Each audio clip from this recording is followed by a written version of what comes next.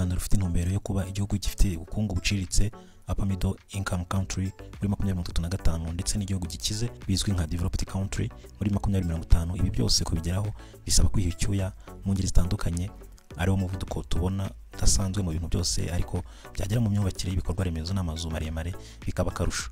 Ariko natwe tuza tugufasha kumenya ibikorwa ibigezweho.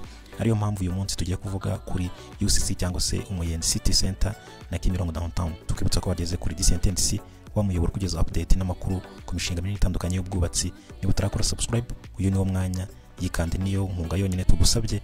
Ukanze like na share kuri iyi video ntacyo byagutwara. Ubundi twameze twibanira. Ibi bishobora kuba utari ubizi ko iruhande rw'ibiro by'umujyi wa Kigali cyangwa se ahazwi nka City Hall hari kubakwa inzu nini mu buryo bwose, dore ko ifite agaciro karenga miliyoni 24 z'amadolari mu Manyarwanda, arenga miliyari hafi 34 zose. Urumva ko na amafaranga menshi. Iyi ni imwe rero mu mazu maremare, mu mazu manini. Ntago ari ya Twin Tower tujya tubabwira cyangwa se twababwiye muri video heruka, ahubwo uyu ni umushinga wundi w'indi nzu nini ariyo yiswe Umuyenzi City Center. Nayo ni inzu y'ubwiza, ni inzu nziza, ubona ko ari inzu ibereye umujyi. Ikaba hano rero kuri plateau, kabiri inzu iri kubakanwa ubwiza. Reba ku bishushanyo bigaragaza ubwiza bwayo, izagira ubwiza birangije kubakwa, ukabona ko hari byinshi byiza bigize cyangwa se abayiteguye bayishyizeho bizayongerera ubwiza. Ubwo bwiza rero buteretse hano heza hano mu mujyi rwagati, nkuko twabivuze iruhande rw'ibiro by'umujyi wa Kigali, imbere ya yino nzu nziza nanone ya I&M Bank.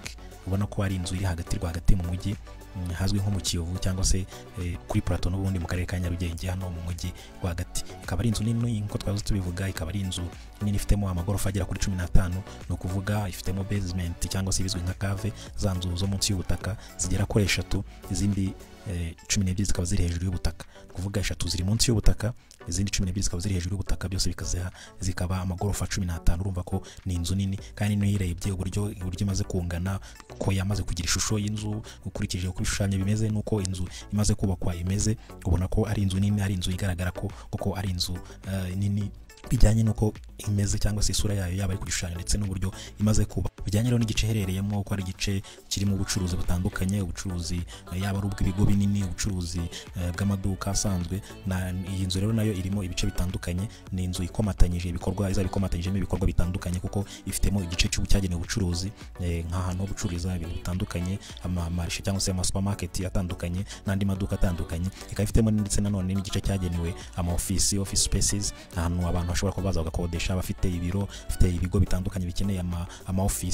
Ahangaha rero nkuko ari igice n'ubundi dusangamo ibigo bitandukanye bigenda bishaka cyangwa se bifata amazu yo gukodesha mu zindi nyubako zisanzwe zihegereye. None iki gice cyangwa ni inzu nayo ifitemo igice cyagenewe ama office, ku buryo n'ubundi ibigo bitandukanye, amakampani atandukanye yaza akafata imyanya yo gukodeshamo y'ama office ku bigo byabo, ndetse kandi ikagiramo n'umwanya, ifite umwanya uhagije wagenewe kuba waturwamo cyangwa se washyirwamo ama apartment. Ibizo ibintu bimaze kumenyerwa muri Kigali, ama apartment mu mazu manini dusangamo ama apartment. Ningi rero ifitemo igice cyayo cy'ama apartment ahereye ku magorofa ya 6 uzamuka, kumva kuva kuri 6 kugera kuri 15, ukumva hose nahagenewe guturamo cyangwa se ama apartment. Ubona ko n'uburyo hateguye ari ahantu hateguriye kuba haturwamo abantu, kandi no mu buryo bafasha kumererwa neza, ubuzima buzabumerewe neza bitewe n'uburyo hateguye cyangwa se byateganyijwe gushyirwa muri ino nzu.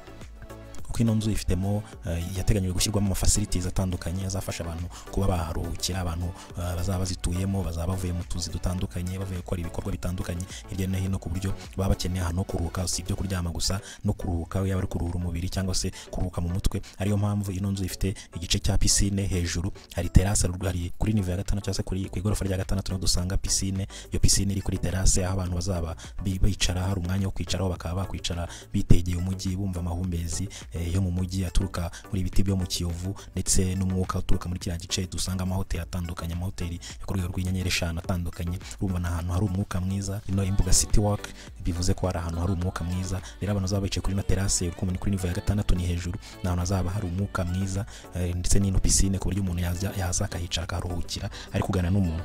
Kandi si piscine yonyine yateguye, kuko hazaba harimo na gym n'ubundi izagifasha kuba abantu bakora siporo, bananura imitsi. Usibye kuba bajya muri piscine, bashobora no kuba bajya muri gym, bayakora gym, yarangiza gym akaba yaza kuri terrasse agafata kuka, ngo twa tumaze kuvuga yaba ari umwuka wo mu mujyi. Ndetse n'ino nzu nayo hari uburyo yateguwe ko amaterrasse kuri nivo zitandukanye, azaba afiteho ibiti yateguriyeho ko azaba ariho ibiti bitandukanye muri kuri nivo uko zigenda zitandukana, azaba ariho ibiti ubona ko ari ibiti bizayiha isura nziza kandi noneho bikongera n'umwuka usibye n'ubwiza wa mwuka y'amahumbezi, ku buryo abantu bazaba batuye muri izi nzu bazaba bari ahantu heza, ubona ko nkuko muri kwibona ku mafoto urabona ko bizaba bisa neza. Kandi nkuko twabivuze ino nzu ifitemo cave, amazu atatu ari munsi y'ubutaka cyangwa se bizwe nka cave basement. Izi ngizi n'ubundi nk'ibisanzwe zikunze kugirwa parikingi, nanga yaro zizagirwa parikingi, bivuze ko nta kibazo cya parikingi kizagaragara kuri iyi nyubako bitewe n'uburyo yubatse nkuko twari tumaze kubivuga. Kandi kuri terrasse zitandukanye hari azaba ariho uburyo bwa design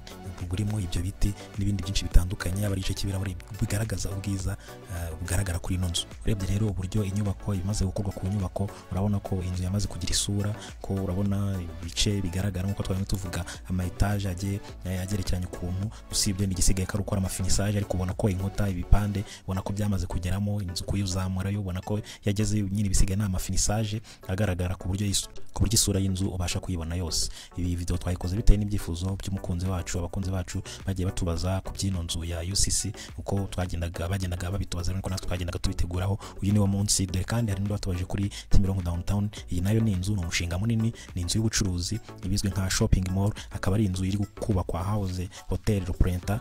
Iyi ngiyi yabaga n'ubundi Kimironko hepfo ya gare ya Kimironko munsi y'umuhanda, na ahantu hari ikibanza kinini ubona ko ari ikibanza gihagije, akaba ari kubakwamo rero inzu yakataraboneka, inzu nini, ikaba ari imwe mu mazu ari kwiyongera muri shopping malls n'ubundi zubatswe hano muri iki gice cya Kimironko CBD. Iyo tuvuze CBD tuba tuvuze Central Business District, cyangwa se ni ibice bitandukanye byo muri Kigali byagiye bigirwa ibice by'ubucuruzi cyangwa se centre z'ubucuruzi ariko ziri mu mujyi. Aho twavuga yaba hari nkino Nyarugenge CBD, aho twaze tuvuga n'ubundi mu mujyi hano mu gice naho ari igice cy'ubucuruzi, cyangwa se ibizwe nka quartier Mateus nayo ibagwa nka CBD, Nyarugenge CBD. Hano twagera rero hano muri Gasabo tuhasanga ino Kimironko CBD, ndetse nane tukahabona na Gisimenti nayo ni CBD cyangwa se Central Business District. Ni uduce n'ubundi twagiye tugirwa uduce tw'ubucuruzi muri Kigali. Aha ngaha tugenda dusanga hari ama shopping mall atandukanye yagiye yubakwa, nuko igeze muri Gisimenti ubona hari amazu menshi meza yagiye yubakwa y'ubucuruzi akorerwamo ubucuruzi butandukanye.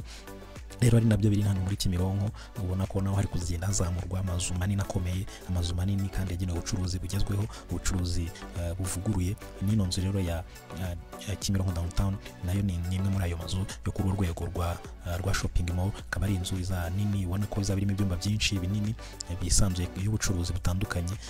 Iyi nzu rero ikaba ikubakwa n'abashoramari bitwa bari mu kiswe cyangwa se mu kigo cyitwa UB Connect Limited. Akaba ari ikigo n'ubundi kiyemeje cyangwa se gifite umushinga intumbero yo kubaka amazu nkayo ku rwego nkuru, amazu manini y'ubucuruzi, dore ko babitangiriye guhazwa nko ku isoko rya Masaka, bakaba barahubatse naho inzu nini y'ubucuruzi. Ibi rero bakaba barabikomereje hanga Kimironko bubaka iyi ngiyi turi kubona Kimironko downtown, nayo akaba ari inzu rero imwe mu zo mu mishinga bafite yo kubaka amazu y'ubucuruzi yo kuri urwego yubakiwe gucururizwamo mu buryo bwagutse, mu buryo bunini, kandi akubakwa muri za CBD ndumwe twavuze. CBD ni nyinshi cyangwa se ni ibice bitandukanye hano muri Kigali n'ubundi byagiye bigirwa CBD, kandi twasobaneka ari Central Business District. Inzu rero ifite amagorofa agera muri 5, ubona ko nayo imirimo igeze kure. Ubu ngubu urebye structure isa naho yarangiye, ibikurikiyeho na amasuku, dore ko inzu z'ubucuruzi bitagoranye cyane ugereranyije n'inzu zo guturamo, nayo ubona ko imaze kugira shape. Ibindi bisigaye nabyo imirimo ntago ni finisage zo kuyaha ubwiza kugira ngo iryohe ibise neza mu mujyi cyangwa se mu gice yubatsemo. Naho ufite ibyo tubaza icyo ushaka kutubwira kugira ngo tube twagukoreraho tuguha update, comment irafunguye, watwandikira muri comment kugira ngo utubwire icyo wifuza ko twagukorera, kuko update nk'izi tugomba kuziguha. Wowe cyo usabwa no kubana natwe, wowe utari wakora subscribe, uyu ni wo mwanya kugira ngo uyikore, twkomeze tubane, twkomeze tugendane, kandi bagiye kuba wakanda like kuri no video, share kuri iyi video kugira ngo igere ku nshuti n'abavandimwe, ubundi twkomeze twibanire kuri update nk'izi ibindi nk'ibi naho butaha. Bye bye, ciao ciao.